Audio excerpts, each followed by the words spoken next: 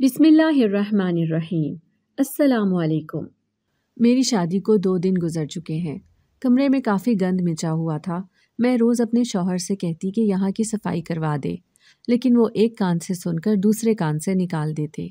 خود مجھے چونکہ کام کرنے کی عادت نہیں تھی، اس لیے میں تو نہیں کر سکی، لیکن اپنی نند سے بھی میں نے صفائی والی بھیجنے کا کہا تو وہ کہنے لگی کہ وہ کچھ دنوں کی چھٹی پر ہے، کل آ جائے گی۔ میں مطمئن ہو گئی کہ اب جب وہ آئے گی تو میرا کمرہ بھی صاف کر دے گی، اور ایسا ہی ہوا۔ اگلے دن صفائی والی چلی آئی۔ میں نے اسے کہا کہ میرا کمرہ اچھی طرح سے صاف کرو، کمرے میں بہت گند پھیلا ہوا ہے اور بہت بو آ رہی ہے۔ صفائی والی نے میری بات سن کر سر ہلا دیا اور جلدی جلدی چیزیں سمیٹ کر ٹھکانے پر رکھنے لگی۔ اتنے میں اس نے میرا کمبل ہٹایا اور چیخنے لگی۔ میں ڈر گئی، اور جب اس کے چیخنے کی وجہ معلوم ہوئی تو میں خود کانپ اٹھی۔ یوں تو میں ابھی کچھ دن کی ہی دلہن تھی۔ میری شادی بہت دیر سے ہوئی تھی۔ دراصل میری ماں کا تو میرے پیدا ہونے کے کچھ عرصے کے بعد ہی انتقال ہو گیا تھا، اور میں اپنے ابا کے ساتھ رہتی تھی۔ میرے ابو شہر کے ایک بہت بڑے بزنس مین تھے۔ ہمارا کام سینیٹری کا تھا اور بزنس بہت زیادہ پھیلا ہوا تھا۔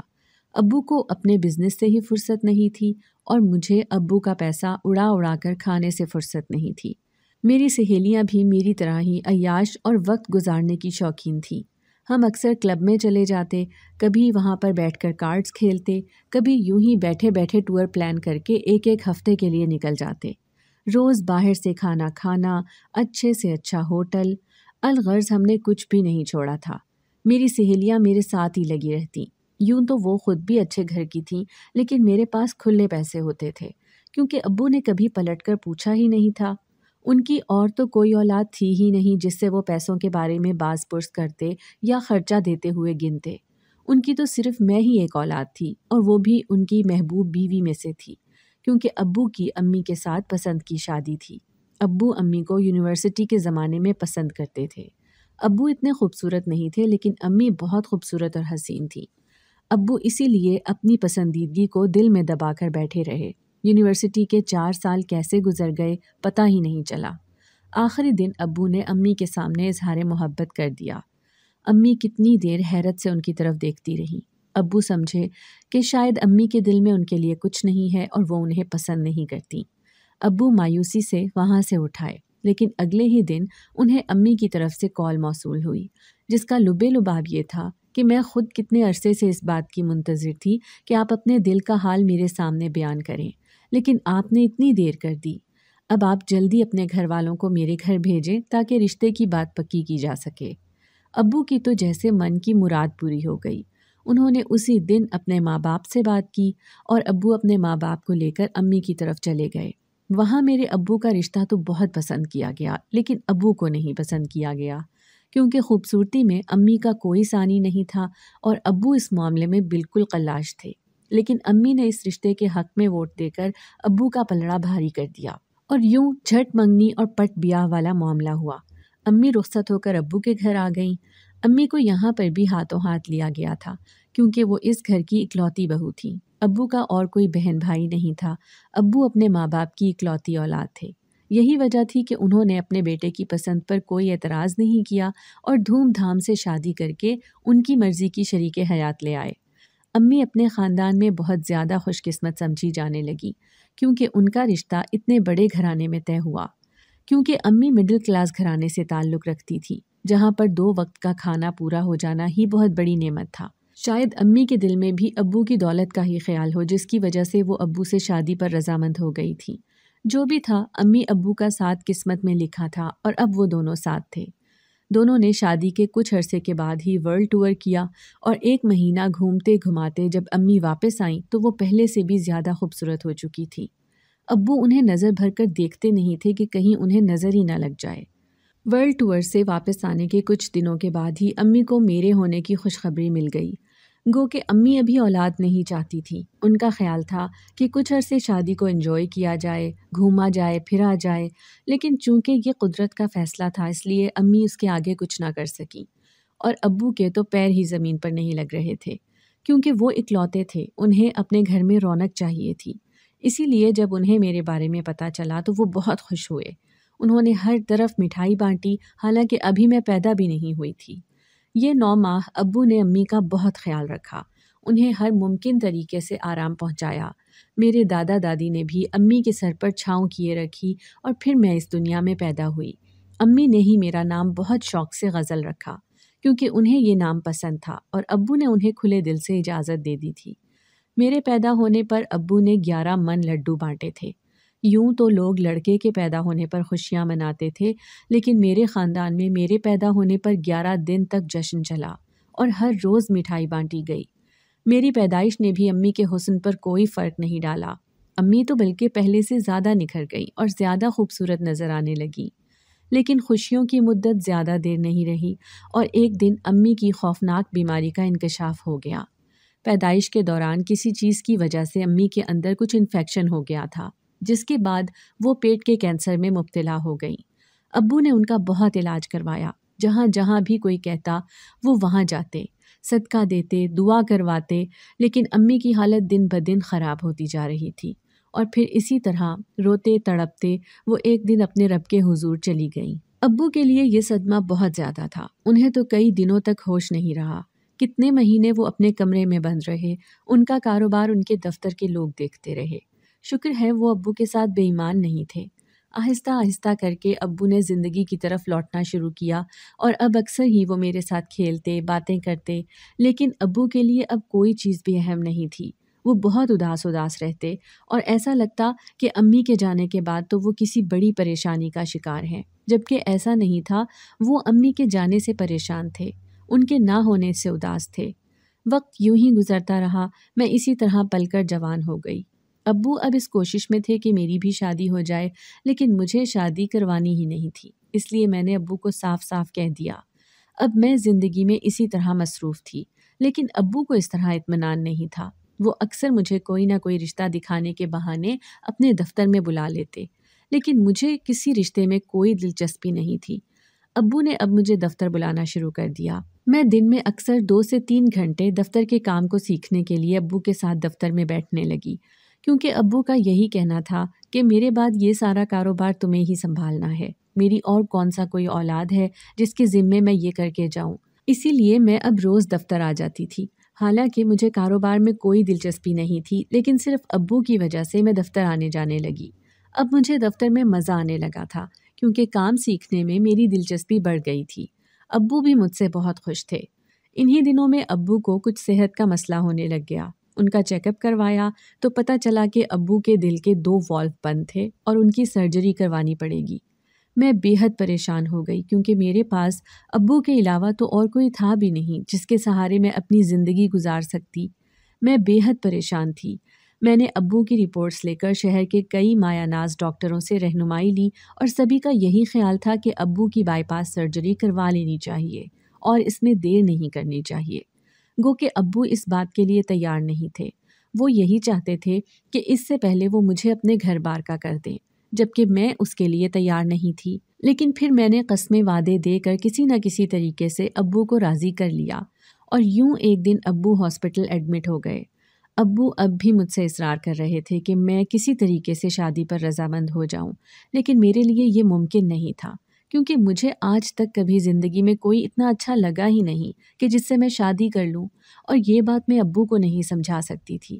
اس لیے میں شادی کے نام سے دور بھاگتی تھی، حالانکہ میری عمر کی لڑکیوں کے تو 2 بچے بھی تھے اور وہ اپنی زندگی میں سیٹ تھیں، لیکن ابو کی یہ خواہش پوری کرنا ابھی میرے بس میں نہیں تھا۔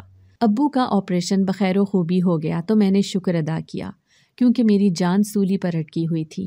ابو کو اس حالت میں دیکھنا میرے لیے بہت زیادہ تکلیف دہ تھا۔ کچھ دن ہسپتال میں رہنے کے بعد ابو گھر پر آ گئے۔ میں نے اپنی نگرانی میں ابو کے لیے کھانا تیار کروانا شروع کر دیا۔ میں ان کے لیے پرہیزی کھانا تیار کرواتی اور ان کی صحت کا خاص خیال رکھتی۔ اس کے نتیجے میں ابو چند ہی دنوں میں اپنے پیروں پر کھڑے ہو گئے۔ وہ مجھے دعائیں دیتے نہ تھکتے تھے، کیونکہ جس طرح میں نے ان کی خدمت کی تھی، انہیں امید نہیں تھی کہ میں اتنی ذمہ داری سے ہر کام نبھاؤں گی۔ وقت اسی طرح گزرتا رہا۔ ابو اب بھی مجھ سے شادی پر اصرار کرتے رہتے، لیکن میں انہیں ہنس کر ٹال دیتی۔ میری عمر 40 کے قریب ہو گئی تھی اور ابو مجھے اس طرح اکیلے دیکھ کر بہت پریشان اور دکھی ہوتے۔ میں نے اب کاروبار مکمل طور پر سنبھال لیا تھا۔ ابو صرف 2 سے 3 گھنٹوں کے لیے ہی نگرانی کرنے کے لیے جاتے۔ اسی دوران میں ان سے مشاورت کر لیتی۔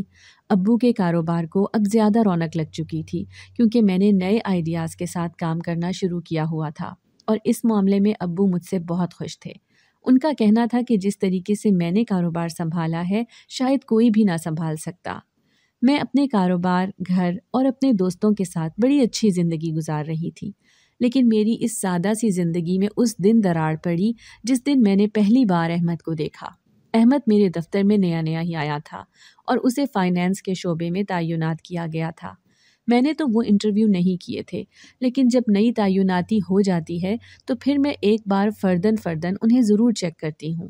اس دن بھی میں فائنانس کے شعبے میں آئی ہوئی تھی اور وہاں پر میں نے احمد کو بیٹھے دیکھا۔ میں نے اپنے فائنانس کے مینیجر سے احمد کے بارے میں پوچھا تو پتہ چلا کہ ابھی 2 دن پہلے ہی اس نے جوائن کیا ہے، مڈل کلاس فیملی کا لڑکا ہے، ذمہ داریوں کا بوجھ ہے اور اسی لیے کم تنخواہ پہ ہی کام کر رہا ہے کیونکہ اس کے پاس کوئی تجربہ نہیں تھا۔ وہ یہاں پر اسسٹنٹ کے طور پر کام کر رہا تھا۔ احمد پہلی ہی نظر میں مجھے کچھ مختلف سا لگا۔ میں اس کے بارے میں سوچتی ہوئی اپنے کیبن میں آ گئی۔ دفتر میں آ کر بھی میرے ذہن میں بار بار احمد کا خیال ہی آ رہا تھا۔ اس کا سنجیدہ اور لیا دیا انداز مجھے بہت اچھا لگا۔ کوئی شوخی یا شرارت اس کے چہرے پر نظر نہیں آ رہی تھی۔ ایسی عمر میں بہت کم لوگوں میں اتنی سنجیدگی پائی جاتی ہے، اور میں نے احمد کے چہرے پر وہ سنجیدگی دیکھی۔ اکثر ایسا ہونے لگا کہ میں کام کے لیے احمد کو دفتر بلانے لگی اور مجھے پہلے سے بڑھ کر وہ سنجیدہ اور معتبر لگتا۔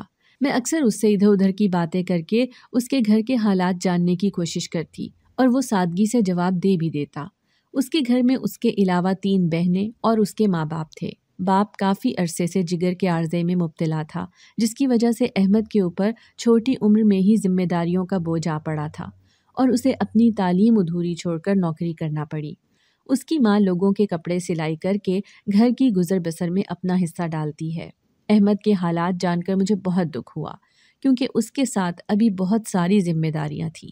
تبھی میں نے احمد کی تنخواہ میں 1 ماہ بعد ہی اضافہ کر دیا۔ اس کے لیے وہ میرا بہت مشکور ہوا کیونکہ مجھے پتا تھا کہ اس تنخواہ میں آج کل گزارا کرنا بہت مشکل ہے۔ میرے تھوڑے سے اضافے کے ساتھ ہی احمد اور زیادہ محنت اور لگن سے کام کرنے لگا۔ ایک دن میں نے ابو کی موجودگی میں احمد کو دفتر بلوا لیا اور ابو کے ساتھ اس کا تعارف خاص طور پر کروایا۔ ابو بھی شاید سمجھ گئے کہ میری احمد میں دلچسپی ہے، اس لیے وہ بھی کافی دیر بیٹھ کر احمد سے باتیں کرتے رہے۔ احمد کو شاید ابھی تک میری پسندیدگی کا اندازہ نہیں ہوا تھا، اسی لیے وہ سادگی کے ساتھ ہی جواب دیتا رہا۔ احمد کے جانے کے بعد ابو نے مجھ سے کہا کہ تمہیں اگر یہ پسند ہے تو پھر دیر مت کرو اور شادی کر لو، پہلے ہی تم نے بہت دیر کر دی ہے۔ ابو کی بات سن کر میں خود سوچ میں پڑ گئی کیونکہ میں نے احمد سے شادی کے متعلق تو سوچا ہی نہیں تھا۔ مجھے تو ابھی صرف احمد پسند تھا اور میں ابھی تک شادی کے بارے میں نہیں سوچ سکی تھی، لیکن اب ابو کے کہنے پر میں نے سوچنا شروع کیا تو مجھے بھی ابو کا خیال اچھا لگا کیونکہ اب وقت آ گیا تھا۔ اگر مجھے احمد پسند تھا تو مجھے شادی کر لینی چاہیے تھی۔ اسی طرح باتوں باتوں میں ہی میں نے ایک دن احمد سے کہا کہ میں تمہارے گھر آنا چاہتی ہوں اور تمہاری امی سے ملنا چاہتی ہوں۔ احمد تو بوکھلا گیا اور کہنے لگا، میڈم مجھ سے کوئی غلطی ہوئی ہے، اگر مجھ سے کوئی غلطی ہوئی ہے تو مجھے معاف کر دیں۔ امی کے پاس آپ کیوں جانا چاہتی ہیں؟ لیکن میں نے احمد سے کہا، نہیں ایسا کچھ نہیں ہے، تم گھبراؤ مت، مجھے ویسے ہی تمہاری امی سے ملنے کا شوق ہو رہا تھا، اسی لیے سوچا کہ اس اتوار میں تمہارے گھر آؤں گی، اپنی امی کو بتا دینا۔ احمد میری بات پر بوکھلایا ہوا سا چلا گیا۔ شاید وہ بہت گھبرا رہا تھا کہ نہ جانے مجھے اس کی ماں سے مل کر کیا کرنا ہے، لیکن میں ایک تو احمد کا گھر بار دیکھنا چاہتی تھی، دوسرا اس کی امی سے مل کر ہی اپنی زندگی کا فیصلہ کرنا چاہتی تھی، اور یہی ہوا۔ اتوار کو میں بہت سادگی سے تیار ہو کر احمد کی طرف چلی آئی۔ میری گاڑی گھر کے اندر تو نہیں جا سکتی تھی، اسی لیے میں گلی کی نکڑ پر گاڑی کھڑی کر کے پیدل ہی اندر چلی آئی۔ احمد کا گھر ڈھونڈنے میں مجھے کوئی مشکل پیش نہ آئی۔ جیسے ہی احمد کے گھر داخل ہوئی، اس کی ماں اور بہنیں ایک دم گھبرا گئیں۔ انہیں کوئی جگہ نہیں مل رہی تھی جہاں پر وہ مجھے بٹھا سکے۔ میں سادہ سے انداز میں سامنے پڑی کرسی پر بیٹھ گئی تو وہ سب بھی میرے ارد گرد ہی بیٹھ گئے۔ احمد کی تینوں بہنیں اور ان کی امی بہت سادہ سی، اچھی، خوش شکل تھیں۔ بیٹھنے کے کچھ دیر بعد ان سے باتیں کرنے کے بعد میں نے احمد کی امی سے کہا کہ مجھے آپ سے کچھ ضروری بات کرنی ہے۔ احمد کی امی میری طرف متوجہ ہو گئیں اور کہنے لگی، ہاں میڈم بولیں۔ پہلے تو آپ مجھے یہ میڈم مت کہیں، میں آپ کی بیٹیوں جیسی ہوں، میں نے احمد کی امی سے کہا تو ان کی آنکھیں چمک گئیں اور وہ مجھے دعائیں دینے لگیں۔ پھر میں نے ان سے کہا کہ میں احمد سے شادی کرنا چاہتی ہوں۔ میں نے احمد سے یہ بات کرنے کی بجائے آپ سے اس بات کو کرنا ضروری سمجھا، اس لیے میں چاہتی ہوں کہ رضامندی کے ساتھ ہی سارا کام ہو۔ میں آپ سے وعدہ کرتی ہوں کہ ان تینوں بہنوں کی ذمہ داری بھی میں اٹھاؤں گی اور میری کمپنی کی طرف سے ہی ان کی شادی کے اخراجات ادا کیے جائیں گے۔ اس کے علاوہ احمد کے ابو کی بیماری کے اخراجات بھی کمپنی کی طرف سے ہی ادا کیے جائیں گے اور جتنا مجھ سے ہو سکے گا میں آپ کے ساتھ تعاون کروں گی۔ احمد کی امی میری باتیں سن کر خاموش ہو گئیں اور پھر کچھ دیر کے بعد کہنے لگیں، دیکھیں میں احمد سے مشورہ کر کے ہی آپ کو کچھ جواب دے سکتی ہوں، ابھی مجھے خود سمجھ نہیں آ رہا، لیکن میں احمد سے بات کر کے آپ کو بتاؤں گی۔ میں سر ہلاتی ہوئی اٹھ گئی اور واپس گھر کی طرف چلی آئی کیونکہ مجھے امید تھی کہ وہاں سے انکار نہیں ہوگا، اور ایسا ہی ہوا۔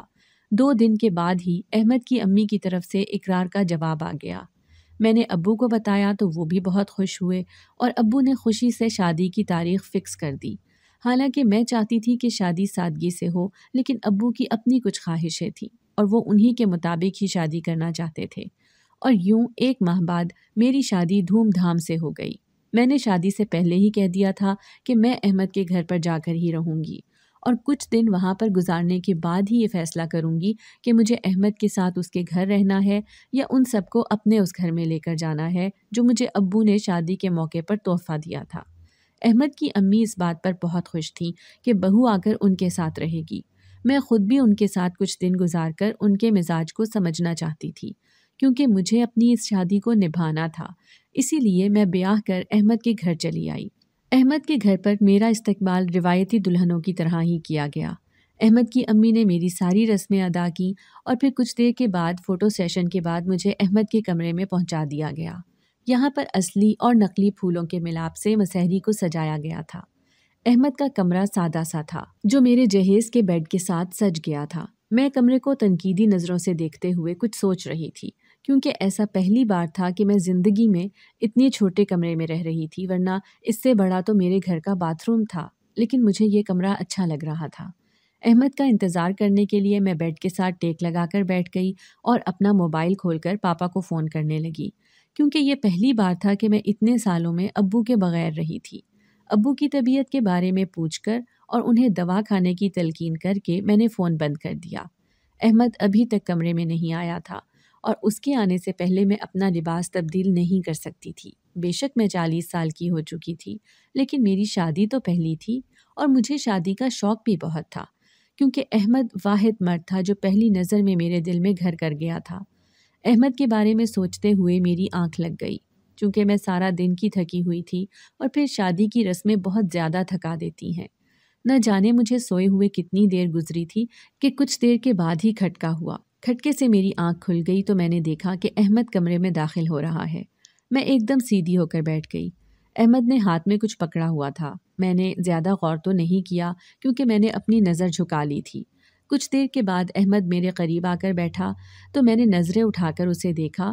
وہ اس وقت ہاتھ میں بڑی ساری کچی مچھلی پکڑ کر بیٹھا ہوا تھا۔ میں بہت حیران ہوئی اور حیرت کے مارے اس سے دریافت کیا، احمد یہ کیا؟ یہ تم کیوں لے کر آئے ہو؟ کیسے کمرے میں بو پھیل گئی ہے؟ میری بات سن کر وہ مجھے کہنے لگا کہ مجھے کسی حکیم نے ٹوٹکا بتایا تھا کہ جب تم اپنی بیوی کے بستر کے نیچے کچی مچھلی کو رکھ دو گے تو وہ دنوں میں جوان ہو جائے گی۔ میرا اور آپ کی عمر کا بہت فرق ہے، مجھے اپنے ساتھ ایک جوان عورت کا ساتھ چاہیے، اسی لیے میں آپ کے لیے یہ ٹوٹکا کر رہا ہوں۔ احمد کی بات سن کر میں چپ کی چپ رہ گئی۔ میرے دل کو ایک دھچکا سا لگا کیونکہ اپنی محبت اور چاہت کے چکر میں نے یہ تو سوچا ہی نہیں کہ احمد کو کیا چاہیے، اسی لیے میرے دل میں اس بارے میں خیال ہی نہیں آیا اور میں خود غرض ہو کر بس اپنے بارے میں سوچتی رہی۔ میں شرمندہ سی ہو گئی اور کچھ بول ہی نہ پائی۔ احمد نے وہ کچی مچھلی اٹھا کر میرے بستر کے نیچے رکھ دی، حالانکہ مجھے اس سے بہت باس آ رہی تھی، لیکن پھر بھی میں کچھ نہیں بولی اور اٹھ کر اپنا لباس تبدیل کرنے کے لیے باتھ روم چلی گئی۔ جب تک میں باہر واپس آئی، احمد ایک کونے میں جانماز بچھا کر نوافل ادا کرنے لگ گیا۔ میں کافی دیر اس کا انتظار کرتی رہی، لیکن اس کے نوافل تو طویل سے طویل ہوتے گئے اور پھر میری آنکھ لگ گئی۔ اگلے دن ہمارا ولیمہ تھا جو کہ سادگی کے ساتھ ہی منعقد کیا گیا تھا۔ جتنا احمد کی جیب اجازت دیتی تھی اس نے اتنا ہی بندوبست کر لیا تھا۔ वलीमे से वापसी पर मैं पापा की तरफ चली आई। वो बहुत उदास थे, लेकिन मुझे इस तरह सजा बना देखकर बहुत खुश हुए। अहमद को भी खुसूसी प्रोटोकॉल दिया गया। हम कुछ टाइम वहीं पर बैठे रहे और फिर अपने घर के लिए रवाना हो गए। घर आकर आज फिर अहमद ने कल वाली हरकत दोहराई। वो इसी तरह कच्ची मछली लेकर आ गया और मेरे बिस्तर के नीचे रख दी। मैं शर्मो शर्मी उससे ये भी ना पूछ सकी कि उसे कितने दिन ये टोटका करना है। आज भी अहमद दोबारा से नवाफिल अदा करने के लिए कोने में जानेमाज बिछाकर बैठ गया और मैं उसे देखते देखते नींद की वादियों में खो गई। सुबह कमरे में बहुत अजीब बू फैली हुई थी। मैंने अहमद से कहा कि काम वाली को बुलवा दो और कमरे की सफाई करवा दो, यहाँ पर बहुत बू फैली हुई है। अहमद कहने लगा कि वो बहन को कहता है और वो किसी काम वाली को भेज देगी और सफाई हो जाती है। लेकिन शायद काम वाली उस दिन छुट्टी पर थी, इसलिए वो नहीं आई। कमरे की बू नाकाबिले बर्दाश्त थी, इसलिए मैं उठकर बाहर अहमद की अम्मी के पास आकर बैठ गई और कितनी ही देर उनके साथ बातें करती रही। अहमद की अम्मी कपड़े सिलाई कर रही थी और मैं उनके हाथ की महारत देखकर हैरान थी। मैंने उनसे वादा किया कि मैं जल्द ही उन्हें बुटीक का काम शुरू करवा कर दूंगी, क्योंकि उनके हाथ में बहुत महारत है और वो बहुत माहिर हैं। इस वजह से उन्हें सरमाया मैं दूंगी और मेहनत वो करेंगी। अहमद की अम्मी मेरी बात सुनकर बहुत खुश हुई, क्योंकि उनके दिल में बरसों से ये अरमान था कि वो अपना बुटीक खोलें, लेकिन सिर्फ पैसे ना होने की वजह से वो ये काम नहीं कर सकी। मैं कुछ देर के बाद उठकर कमरे में आ गई और फिर कमरे में वो बू अभी तक उसी तरह ही फैली हुई थी। रात भी अहमद ने वही हरकत की। मुझे अहमद पर भी गुस्सा आ रहा था, लेकिन अभी मैं नई नवेली दुल्हन थी, इसलिए कुछ कह नहीं सकती थी। अगले दिन जैसे ही मुलाजमा आई और उसने मेरा बिस्तर हटाया तो नीचे मुर्दा मछली और उसकी बू से वो चिल्लाने लगी और कहने लगी कि ये क्या हरकत है, कमरे में ऐसी चीज़ें लाकर कौन रखता है, कमरे से बू ख़त्म नहीं होगी। उसने जल्दी से उन मुर्दा मछलियों को उठाकर बाहर फेंका, सारे कमरे के पर्दे हटाकर खिड़की खोल दी और जल्दी जल्दी सफाई करने लगी। मुझे खुद भी बहुत उलझन हो रही थी उसके अमल से। मुझे सुकून मिला। कुछ देर बाद कमरे की बू ख़त्म हो गई थी और ठीक इसी दिन फिर मैंने अहमद को मना कर दिया कि अब वो इस तरह की हरकत दोबारा ना करे, क्योंकि वो हकीम उसे बेवकूफ़ बना रहा है। ऐसा कुछ भी नहीं होता। एक मछली को बिस्तर के नीचे रखने से ना तो कोई जवान होता है और ना ही किसी की सेहत पर फ़र्क पड़ता है। अहमद को भी शायद मेरी बात समझ आ गई थी, इसीलिए उसने दोबारा मछली लाने की हिमाकत नहीं की। मेरी और अहमद की शादी को आज 5 बरस गुजर चुके हैं। हमारे 2 प्यारे प्यारे से बच्चे हैं। अहमद मेरे साथ ही पापा के दफ्तर को देखता है और हम अपने नए घर में शिफ्ट हो गए हैं। मैंने वादे के मुताबिक अहमद की तीनों बहनों की शादी कर दी थी। मेरी मोहब्बत के जवाब में अहमद भी मुझसे उतनी ही मोहब्बत करता है जितनी मैं उससे करती हूँ। वक्त ने साबित कर दिया कि मेरे सब्र का फल मुझे अहमद की सूरत में बहुत अच्छा मिला।